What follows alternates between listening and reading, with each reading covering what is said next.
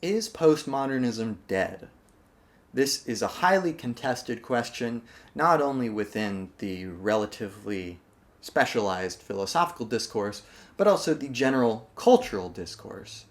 Because, of course, postmodernism came on the scene to address not only strictly philosophical problems, but broader cultural and societal problems, such as the rise of fascism, neoliberalism, global capitalism. And it came on the scene to provide a critical framework, indeed in the form of critical theory, as it has been called, and a potential way to rethink philosophy and sociology and politics and ethics in a way that would be able to go beyond some of the potentially ideological or naive constructs that had guided philosophy and theory up to that point. But as I was recently perusing a YouTube comment section, which is rife to give one fits of anger, I stumbled upon someone who is particularly disconcerted with postmodernism, said that the fact that May 68 failed to produce systemic, nationwide, worldwide change is a testament to the impotence of postmodernism as a philosophical project. That it really just amounts to Nietzschean hammer philosophy, which is to say that it is this purely destructive, critical thing, incapable of providing us with ways to actually think about action, of positive ways of being. I don't think this is true. I think that postmodernism can actually be very helpful for modern thinkers, but it requires rethinking how we do philosophy and theory in order that we may get rid of some of the ideological tendencies that have undergirded philosophy and theory thus far.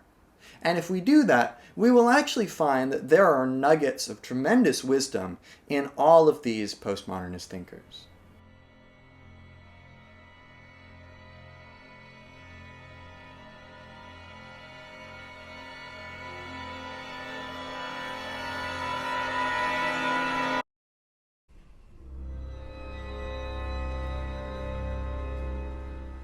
Now, to adequately talk about the question of the state of postmodernism, we have to actually define what it is, which is a notoriously difficult thing to do.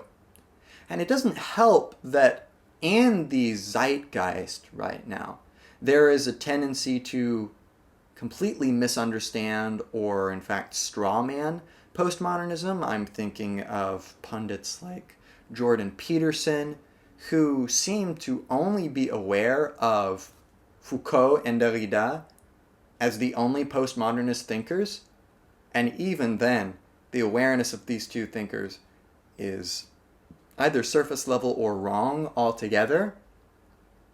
And there's a general tendency to misunderstand postmodernism as, for example, an ism, as if it was some sort of ideology or dogma. Also to misunderstand it in its very core when it comes to things like identity, questions of history, questions of creation versus destruction and the role of the state and politics and all this. So when we talk about postmodernism, it's important that we understand it is not an ism. In fact, the term itself is frankly not very helpful. Because what it does is it takes this wide group of figures which actually overlap very little and tries to lump them together under a common project. And in the classical sense of a project as some sort of unified narrative approach to theory, postmodernism is no such thing. Rather, it is a series of tendencies which we see in contemporary theory. One of these is the distrust or critique of power and authority, particularly institutional powers and authorities such as the church and state and prophets and figureheads. Also, contrary to those who would state that postmodernism is essentially akin to identity politics, postmodernism is extremely critical of the idea of identity. Postmodern theory, in large part, looks at different facets of identity, such as national identity, racial identity, ethnic identity, gender identity, philosophical identity, etc., and calls them into question via their ways of approaching societal structures and the contingencies undergirding these identities.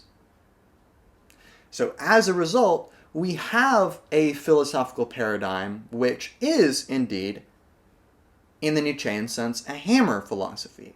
It is concerned with critiquing what is seen as malignant forces in society, politics, culture, philosophy, thought, etc.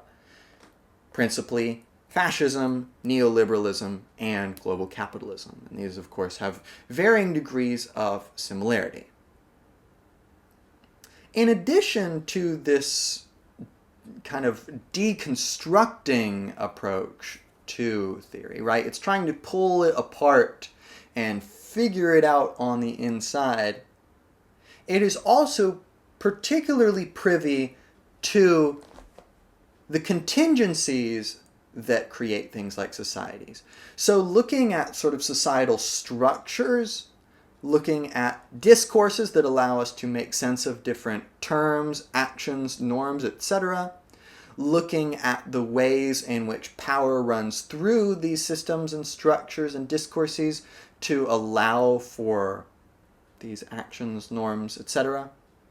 And all of this comes together to breed a philosophy which indeed shows itself oftentimes as critical. But it is not just critical, and it very much depends on your thinker.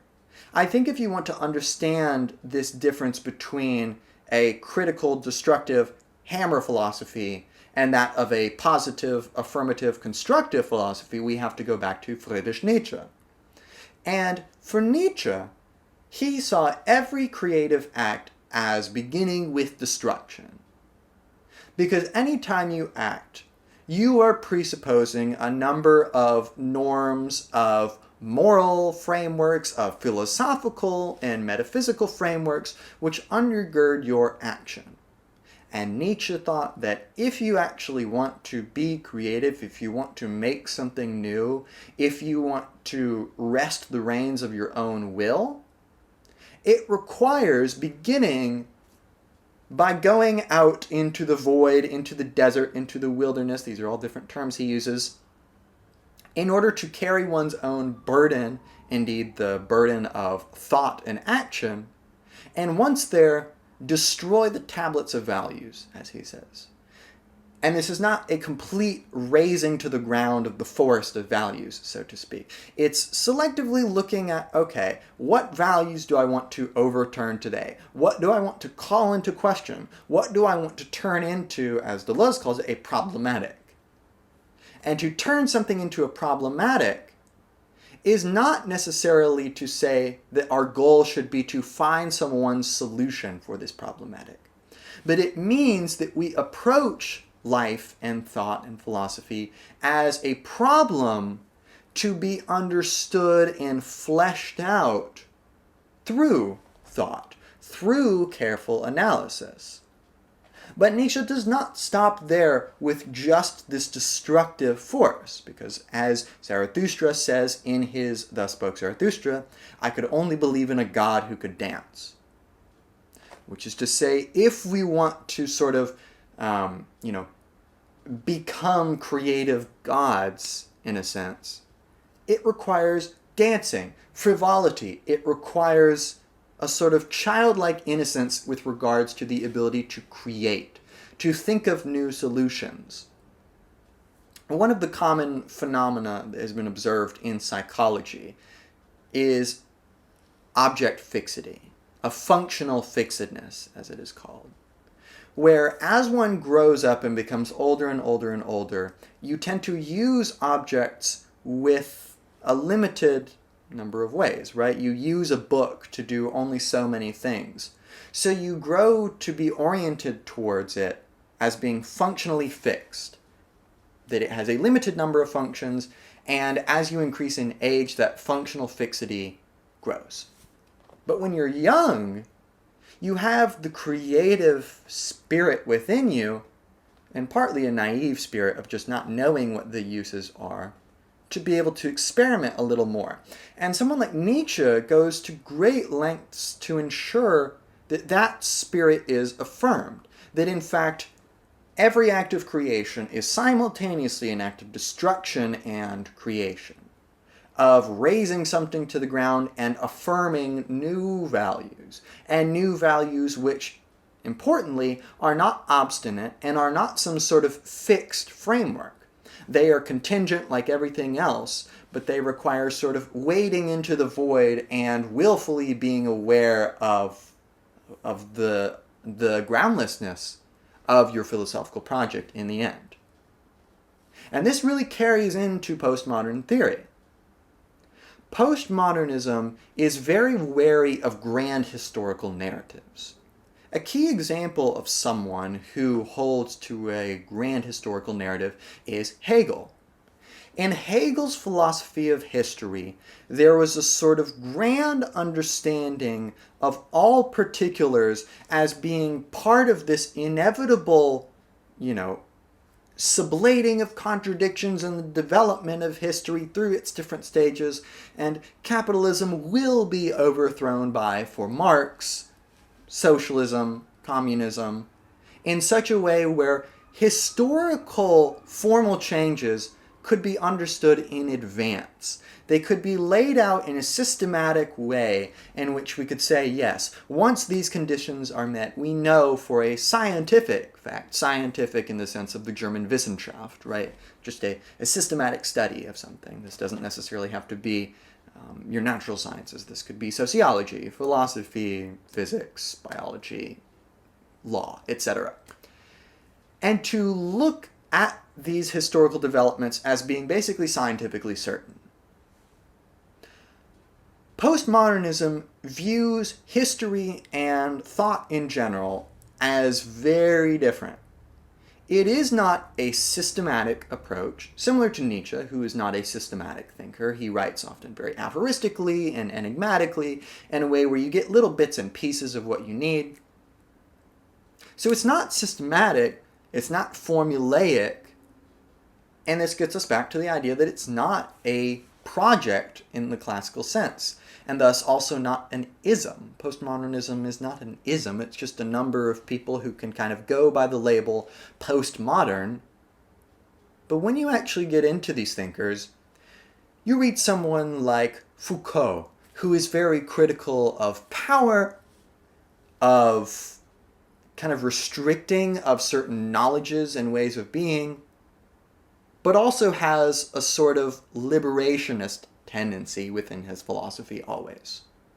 You have someone like Jean Baudrillard, who is extremely nihilistic, pessimistic, kind of accelerationist in many regards. He flirts with things like terrorism, death, violence.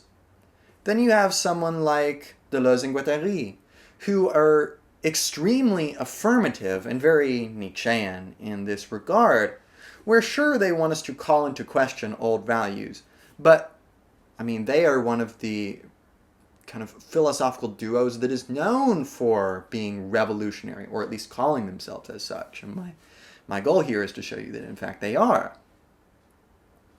And in fact, in their project, they're trying to think about how do we be creative, how do we understand identity as something contingent and flexible and honestly a bit fuzzy at the edges, and how do we affirm creating new things, new ways of thought and being. And you have tons of other postmodernists who have very different ways of approaching theory, but under these similar tendencies that I laid out, such that if you want postmodernism to be valuable, you cannot understand it in the grand narrative ideological ism sort of sense, because it's not. You will find little nuggets in every thinker where, oh, I like how they analyze identity. I like how this person approaches politics or ethics. I like how this person approaches, historical change or whatever, or violence or whatever it may be. And you'll find little bits in all of these postmodernist thinkers that you can collate together in a way where basically every postmodernist thinker I love in their own way, and I also hate in their own way. And that is actually a hard thing to do. It's really easy to be ideological, frankly, when it comes to loving certain philosophies or philosophers. What's very difficult is to pick and choose and genuinely be able to say, you know what, that wasn't very smart, but that was. And to be able to parse out the difference and separate the wheat from the chaff, as Jordan Peterson says, that is the job of the modern thinker who wants to actually make something out of postmodern theory. Postmodern theory is not dead. Part of this goes along with the fact that you have kind of these critiques of postmodern theory as just being needlessly obtuse when it comes to the writing style, which I don't think is true. I think just because they're hard doesn't mean they're wrong, and you might not like their style, but that again doesn't mean they're wrong, and this is a question of personal preference that I can't really delve into without just talking to someone and being like, well, what kind of stuff do you like? Why don't you like their writing in particular? And while sometimes they may be a little bit unclear, as is all the hard philosophers that have ever lived, nevertheless, valuable things can be grasped from postmodern theory. It is not dead, and it does provide us with a very useful way for thinking about future changes in a non-formulaic, non-systematic way, which is exactly what we need right now. Because it is the case that something like Marxian theory, which is essentially undergirded by a dialectical approach to history, that, oh yeah, capitalism will have its time, but when these conditions are met, the communist revolution will happen and it will spread. That failed. Communism has failed in a very real sense. And in this way, we can attribute this failure to the Marxian concept of history. It is reductive. It is formulaic and systematic in a way that just is not philosophically true. So Marxian philosophy of history, for example, can be shown as just genuinely dead in that regard. This does not mean that Marxist thought is dead, far from it. It's very important and interesting. But with regards to the philosophy of history, for example, that undergirds it, yeah, it's reductive and simplistic and wrong, in my opinion. But because postmodernism doesn't approach theory like this, when we see that, for example, May 68 fails, we don't have to attribute this to postmodern theory, but we can look at the tremendous power of the French state, for example, or global markets that prevent wealth equality and that accentuates wealth inequality, particularly in prosperous nations. We can look at these factors and we can say, you know what? Postmodernism hasn't failed. Things like capitalism and neoliberalism just have a lot of momentum. They've gotten very powerful and have been able to do a lot of damage. This does not invalidate postmodern theory. In fact, it proves many of the speculation that occurs, for example, in Deleuze-Guattari's Anti-Oedipus, where they discuss the varying ways in which capitalism is able to take advantage of this revolutionary spirit and use it to co-opt very negative historical changes. And it's able to act in an erratic, sometimes even schizophrenic kind of way, which destabilizes the world for capital's advantage. So in fact, I think that many of the critiques that people mount against postmodernism, if they just read more of it, they would realize that actually they're probably more proving the postmodern thinkers that they disdain than they may think.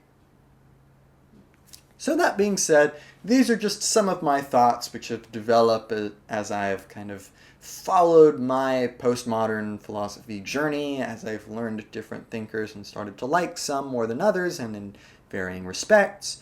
And I think it's important that we talk about it because the history of the future of thought is very much in question, and I think it's important that we sort of set things straight. So that being said, That's it for this lecture. Check out any of my others that I've done on postmodernism, German idealism, gender theory, post-colonial studies, and other literature. You can become a channel member for $5 a month and gain access to, among other things, a monthly private philosophy Zoom, which you can tailor to your needs. We can read different things, we can talk about some philosophy problem or just cultural problems. I also have super thanks available if you want to donate to the channel, because books are not cheap and I'd really appreciate it. That's it for this lecture, and I will see you in another one.